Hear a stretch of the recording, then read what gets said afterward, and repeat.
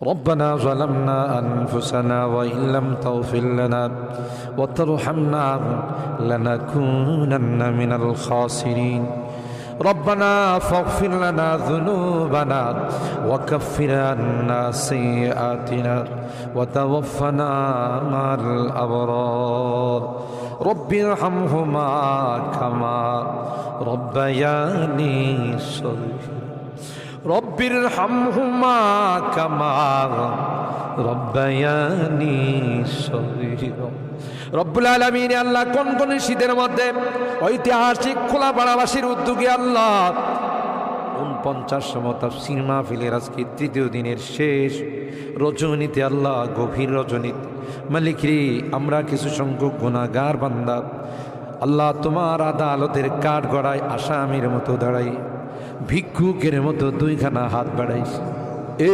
মালিক মেহেরবানি করে আমাদের জিন্দেগির গুনাহগুলো মাফ করে ও রব্বে করিম তুমি তাকাইয়া দেখো বুড়া মানুষগুলো ঘরে যায় না আগে মা বোনরাও ঘরে যায় নাই আমার কলিজার টুকরা সন্তান যুবকরাও ঘরে যায় কাঙ্গালের মতো হাত বাড়াইছি এ মালিক তাওবা করতেছি আর জীবনে কোনো গুনাহ করব না আর জীবনে কোনো নাফরমানি করব আল্লাহ ওয়াদা করলাম আর জীবনে কোনোদিন নামাজ ছাড়ব না আর জীবনে কোনোদিন বেপরদায় চলবো না ইয়া আল্লাহ মেহেরবানি করে আমাদের তাওবাগুলোকে কবুল করে নাও ইয়া আরহামার রাহিমিন ইয়া আকরামাল আকরামিন আল্লাহ মনে চাইছে বিছনায় আরাম করার জন্য না না না আরামের ঘুমকে হারাম করে শীতকে উপেক্ষা করে শুধুমাত্র কেবলমাত্র আল্লাহ তোমার কাছে তাওবা করার জন্য বসে রইলাম আমাদের গুনার কারণে যদি জাহান্নামে দিয়ে দাও কে বাঁচাবে কে আমাদেরকে জাহান্নাম থেকে রক্ষা করবে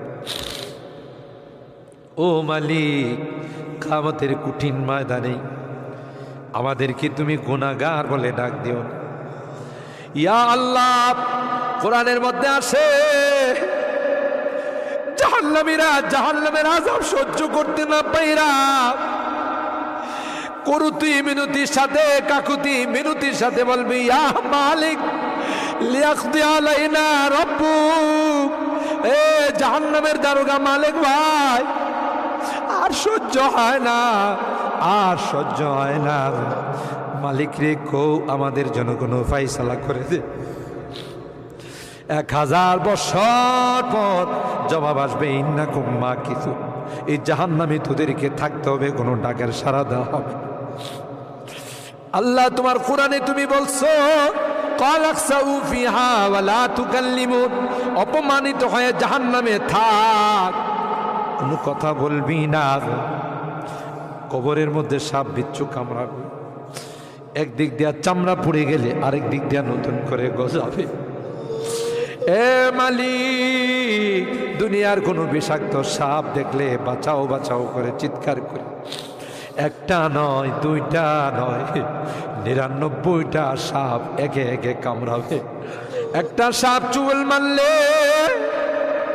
99 হাত মাটির নিচে চলে যাবে বিচ্ছু কামড়াবে আমি চতুর্দিকে বলবো বাঁচাও বাঁচাও কেউ আমার কাছেও যাবেন আমার ডাক কেউ শুনবে না আল্লাহ এই জন্যে আজকে চোখের পানিগুলো ছেড়ে কাঁদতেছি আল্লাহ তোমার নবী বলেছেন উম্মাত গুনাহ করে যদি আল্লাহর ভয়ে জাহান্নামের ভয়ে কবরের ভয়ে যদি চোখের পানি ফেলতে পারো রে আল্লাহ পাক তোমার চোখের পানি দিয়ে জাহান্নামের আযাবকে অফ করে দিবে এ মালিক এই বুড়া মানুষগুলো কান্দে পর্দার আড়ালের মা বোনরা কান্দে আল্লাহ আমার যুবকরা কান্দে আলেম ওলামারা কান্দে তুমি যদি মাফ না করো ক্ষমা না করো কার কাছে যাব কে আমাদেরকে মাফ করবে আমাদের তো দ্বিতীয় কোনো খোদা নাই যার কাছে গিয়ে মাফ চাবো আল্লাহ মেহেরবানি করে আমাদের তাওবাগুলোকে কবুল করে নাও ইয়া রাব্বাল আলামিন। আল্লাহ আমাদের জিন্দেগির সমস্ত গুনাহ খাতাগুলোকে মাফ করে দাও। এ আল্লাহ আমাদের তাফসীর মাহফিলকে কবুল করে নাও। এই তাফসীর মাহফিল যে মুরব্বীরা শুরু করেছিলেন, অনেক মুরব্বীরা আমাদের মাঝে নাই, অন্ধকার কবরের বাসিন্দা হয়ে গেছে, আর কোনো দিন আমাদের তাফসীর মাহফিলে আসবে না। কে জানে, কে জানে আমরা যারা বসা আছি আগামী বছর এই তাফসীর মাহফিলে আসবো না, জমিনের নিচে চলে যাব। ও মালিক, মালিক আল্লাহ, আমাদের কেউ নাই, তুমি বিনে আমাদের কেউ নাই রে আল্লাহ। একটা মা যদি হারানো সন্তান পায়, মা বুকিনে কুলনে চুমুখা, আমরা শয়তানের ধোঁকায় পড়ে রাস্তা হারাইয়া তোমার রাস্তা ছেড়ে দেয়া গুনার রাস্তায় চলে গেছিলাম। বিজাতিদের উৎসবে আমরা উৎসাহিত হয়েছিলাম, আজকে মাপ চাই, মাপ চাই, তাওবা করলাম আল্লাহ, আর জীবনে কোনো গুনাহ করব না। ও মালিক, এই তাফসীর মাহফিলে যারা কথা দিয়ে, পরামর্শ দিয়ে, টাকা পয়সা দিয়ে সাহায্য করেছে, আল্লাহ সকলের দানগুলোকে কবুল করে নাও ইয়া আল্লাহ। আজকে তৃতীয় দিন, আরও যে দিনগুলো আছে আল্লাহ, প্রত্যেক দিন ওলামাদের কাছ থেকে, মুফাসসিরিনদের কাছ থেকে তাফসীর শুনে যেন আমরা আমল করতে পারি আল্লাহ, সেই তৌফিক নসিব করে দাও। আমাদের রোগীদেরকে পরিপূর্ণ শিফা নসিব করে দাও ইয়া আল্লাহ। অনেক রোগীরা দোয়া চাইছেন, সকলকে পরিপূর্ণ শিফা নসিব করে দাও, শিফায়ে কামেলা আজলা দায়মা মুস্তামিরা নসিব করে দাও। অভাবীদের অভাবকে দূর করে দাও, পেরেশানিওয়ালাদের পেরেশানিকে দূর করে দাও।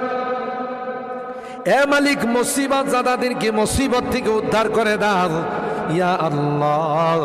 এখানে যারা হাত উঠাইছেন, জানি না কে কি উদ্দেশ্য নিয়ে হাত উঠে, সকলার দিলের নেক মাকাসিদগুলো পূরণ করে দাও আল্লাহ। আমার মুরব্বীদেরকে আবু বকরের মতো বানাই দাও আল্লাহ। আমার যুবকদেরকে, কলিজা টুকরা সন্তানদেরকে জান্নাতি কাফেলার সদস্য বানাই দাও। আমার মা বোনদেরকে আল্লাহ, আম্মা জান খাদিজাতুল কুবরা, আয়েশা সিদ্দিকা, ফাতেমাতুজ জাহরার মতো বানাই। মালিক রে, আজকের মোনাজাতে শেষবারের মতো বারবার মা বাবার কথা মনে পড়ে, জানি না কার মা নয়, কার বাবা নয়। এখানে আমরা যারা হাত উঠাইছি আল্লাহ, অনেকেরই মা নাই, অনেকেরই বাবা নাই রে আল্লাহ। কতদিন হয়ে গেল কবরের বাসিন্দা হয়ে গেছে, কবরের পাশে যাইয়া মা মা মা বলে চিৎকার করি, কোনো জবাব দেয়। কত আদর, স্নেহ, মায়া, মমতার সোহাগ দিয়ে আমাকে বড় করে, নিজে না খাইয়া আমার খানার ব্যবস্থা করছে। মা জনম দুঃখিনী মা আল্লাহ, যার চেহারার দিকে তাকাইলে কবুল হজের সব পাওয়া যায়। বাড়িতে ফিরতে দেরি হলে ডাক্তার সাথে সাথে মা দরওয়াজাটা খুলে দিত। আজকে বাড়িতে যাই, কত টাকা ডাকি, কেউ যে আমার দরওয়াজাটা খুলে দেয় না, কারণ আমার জনম দুঃখিনী মা যে দুনিয়াতে নাই। বাবা কাঁধে কোলে নিয়ে আমাকে বড় করছেন। অনেক সময় মনে চাইছে অনেক কিছু খাইতে, তা খায় নাই। ভালো কাপড় চুপড় পরতে মনে চাইছে, তাও আমার বাবা পড়ে নাই।